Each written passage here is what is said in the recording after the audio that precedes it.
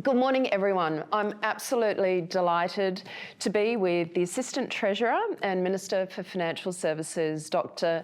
Daniel Mulino. Daniel, thank you so much for your time today. I wanted to start with the theme of our national conference this year is built on trust, ready for tomorrow.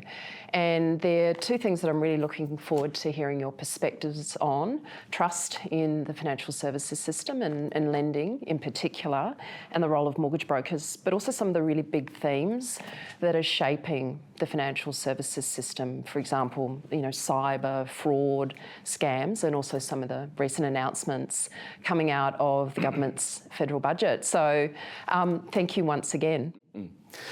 Well, no, thanks. And look, that's a really important theme. And I think when it comes to financial services, we rightly think of it as a sector which is complex and which involves a lot of technology and, as you and your members know, often complicated regulatory structures.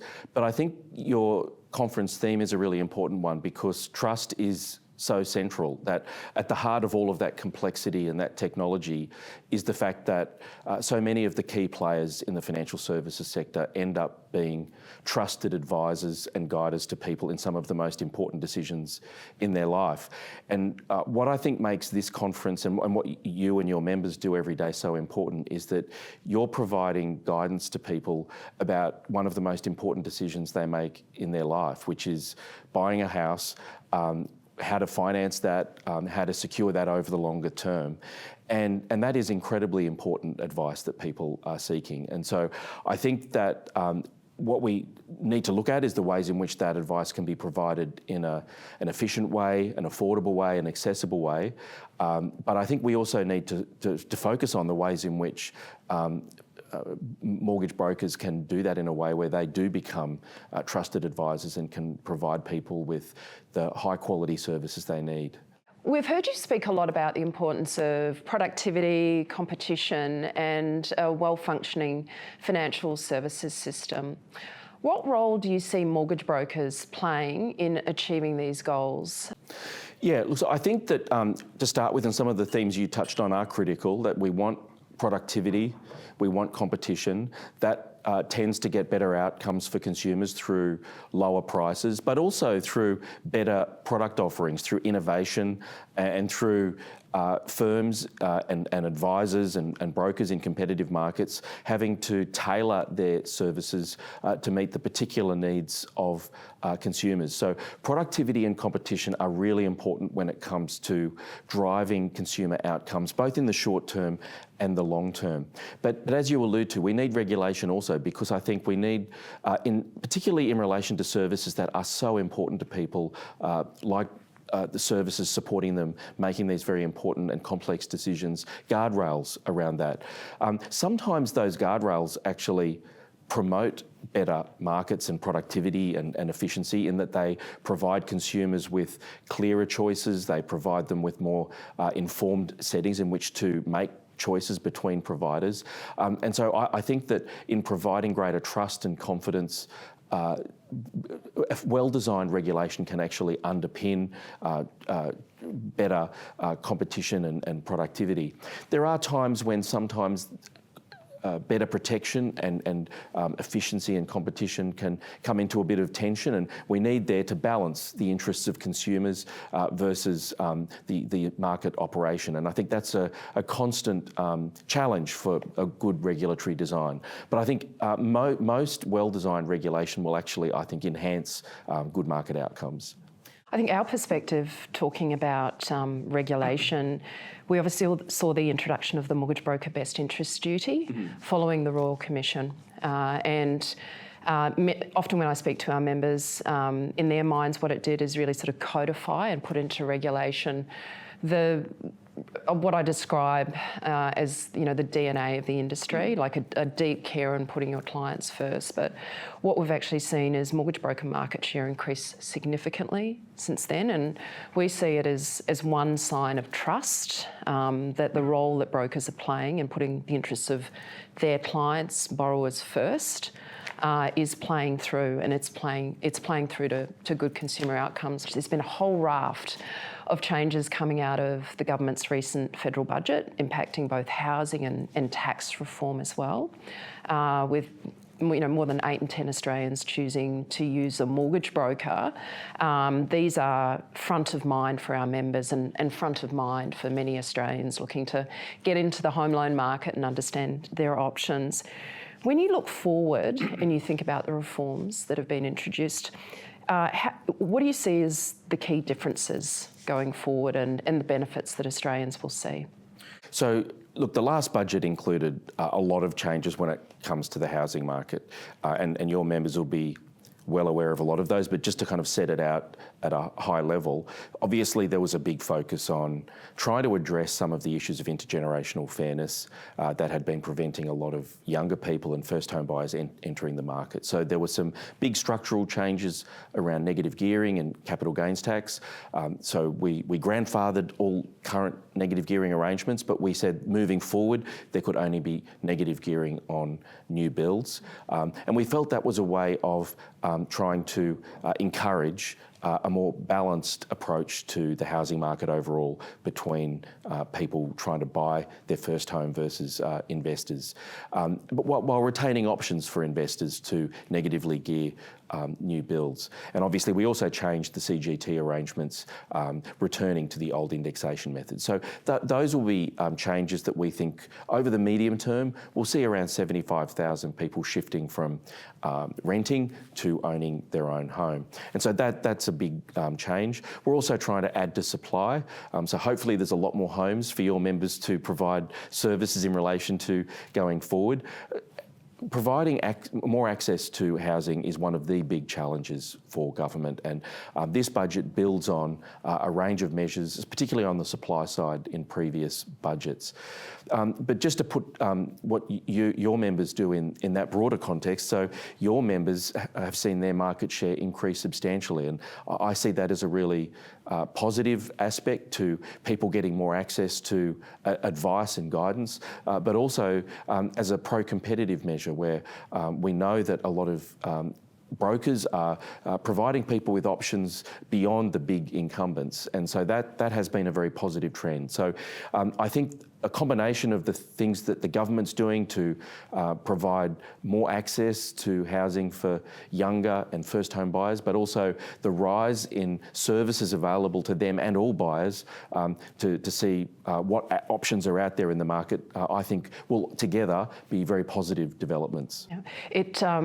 Our members do also play a very key role in supporting first home buyers gain access to the various government schemes that have been rolled out as well. And I think we know through working very closely with Housing Australia, it's almost 80% of borrowers who access those schemes go via a mortgage broker. And I think that sort of highlights the importance of understanding and creating understanding with people looking to enter the market, as well as what you've mentioned, which is the broader competition that the brokers actually bring to the market and the transparency. It can be very hard to navigate your first home, understanding the process, understanding how to work with a lender. So we also see a key role of our members when it comes to not just product but financial literacy and really, really helping people understand all of their options before they even look to get a home loan. Well, I think there's all those advantages to broking per se, and we all find the financial services sector hard to navigate. But as you allude to, some of those advantages come into play in particular for particular cohorts like younger people, first home buyers who are navigating that system for the first time, but also a lot of other people, often elderly people or people from a cold background who just struggle with the complexity of the system. So I think there's the broader benefits of broking and advice, but there's also particular benefits for certain cohorts. Other recent reforms announced by the government also included changes impacting self-managed super fund lending, and this has been a really hot topic amongst our members. And the feedback that we've received is that this has highlighted the importance of consultation when change is affected. So how do you see the government working with our industry to ensure that policy, when it's changed and regulation is designed, that it is informed by practical real-world experience before these decisions are made? Yeah, so Treasury is a department, and the Treasury Minister is obviously led by the Treasurer.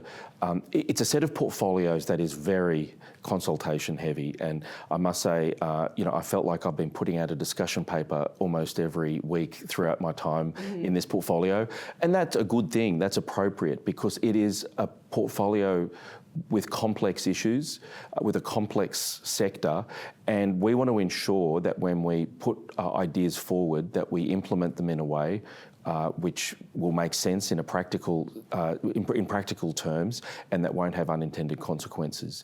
So consultation is integral to what we are doing across a wide range of areas, many of which touch on brokers. I mean, that includes, for example, CDR, which we might touch on later. There has been extensive and multiple rounds of negotiation on the CDR and the way that it should be rolled out. Now, when it comes to that particular issue of limited recourse borrowing, what I would say is that that's an issue that's been in the public realm for a very long time. It's been an issue that has been flagged as needing attention, and not everybody has landed on the same position on that issue. But I would reflect, for example, on some recent inquiries which have looked at that, including the Murray Review, which landed on a position of saying that it wasn't appropriate for that kind of borrowing to occur in the super context, given that super should be primarily about building assets for somebody's financial sustainability in retirement. I understand this is an issue where there's a range of views, and we will certainly consult on the way that we implement it. Very recently, we've heard the Prime Minister announce the establishment of the Office of Artificial Intelligence. And when you think about AI, it's changing so much of our lives, but also changing how Australians access finance. Looking ahead, how do you see the role of AI and innovation in financial services, and where do you see mortgage brokers fitting into that into the future? So I think that the Prime Minister's announcement, and I think it's a really welcome announcement, reflects a couple of things. Firstly, that we see AI now across so many portfolios. It's really important to have that central function that draws all those strands together. We see huge opportunities from AI. For example, in the rollout of data centres, we see AI now having significant productivity impacts in a wide range of areas, including financial services. But we also see a number of challenges and risks that we need to navigate along the way.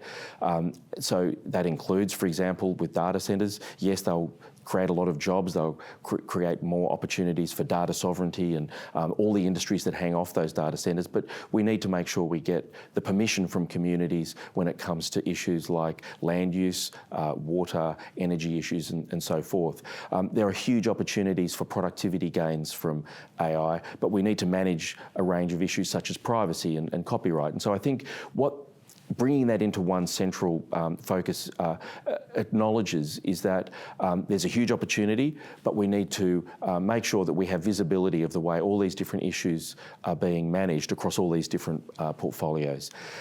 The second issue, and related, I think, is that there's a huge opportunity with AI, but I think we're only going to have the social licence to embrace that if we provide the broader population with confidence that we are managing all of these other issues as we roll AI out. And I think that's something which the Prime Minister has very much focused on, that we need to make sure that we provide people with confidence that we are appropriately managing all of the different risks that exist alongside the massive opportunities. Now, when it comes to financial services, I'm already seeing AI being used in all sorts of positive ways. It's being used, by brokers, by people providing credit, by people looking to manage cyber and scam risk. AI is being used in a range of incredibly productive ways already. But again, we need to make sure that all those positives are done in a way where we just keep an eye on the regulation of the way AI is used so that things like privacy and other risks are being managed along the way. I think as an extension to the conversation around technology is also the evolving landscape when it comes to fraud and scams and cyber resilience across the financial services system. What are your thoughts on how the mortgage and finance broking industry can work with government to better protect consumers, whilst also importantly maintaining trust in the lending market? Yeah, so cyber resilience and scams, as you just alluded to, are issues right across the financial services sector. Certainly cyber, I'm seeing a rise in relation to mortgage broking, but also in relation to banks, super, insurance, all the different elements of the sector. And scams is an issue which we're very focused on from a regulatory perspective. What I'd say about cyber and scams is that we're seeing AI, in a sense, on both sides of the equation. So we're seeing AI being used increasingly by the perpetrators of the problematic activity, but we're also seeing AI being used increasingly to protect consumers, both by the financial sector organisations or the advisors, but also by regulators. And so we're in a little bit of a competition, if you will, making sure that the use of AI by the organisations acting on behalf of consumers and the regulators is at least as advanced and effective as the AI being used by the perpetrators. I think in terms of how brokers, but also other parts of the financial services sector can work best with government, is that we need to make sure we fully understand the ways in which you're using AI, in which AI can be used to protect from risk, but also to understand from your perspective how these risks are materialising. Obviously, regulators have visibility of that, but it's always good to complement that with the things that you're seeing, both directly and also through your clients. So I think this is something where we need to make sure that in that broader ecosystem, that when it comes to these ever more sophisticated challenges and risks, that industry and government work closely together to make sure that we make our system as a whole as resilient as possible. Just in closing, if you could leave our members with your thoughts, what's the key message you'd like everyone in the room today and MFAA members from right across the country to take away about the government's vision for Australia's mortgage and finance broking industry? So look, I'd go back to some of those broader themes that we touched on, like productivity and competition. Productivity is key. I think that will ultimately massively benefit consumers, and brokers are central to that through things like your uptake of the consumer data right. Through that, you're enabling consumers to use their data to their own benefit. But not only that, you're enabling consumers to use their data in a safe way to avoid screen scraping and move to a system where ultimately I think consumers are going to be much more empowered and get better outcomes. You're also key to competition.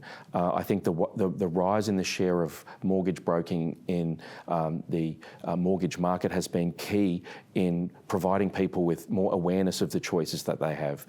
But then also, to return to your conference theme, productivity and competition and efficiency are really important, but trust is absolutely critical to this sector, because what we need to make sure, I think, is that some of the advisors, the brokers, the people that play such a key role in helping people navigate that system are key trusted advisors, and that people can rely on them for advice that is unbiased, that is unconflicted, that is high quality. I think that theme is a really critical one and is really central to the financial services sector overall. Thank you, Daniel. Thank you so much for your time today. It's really appreciated, and thank you on behalf of our members as well. Oh, thank you very much. Okay.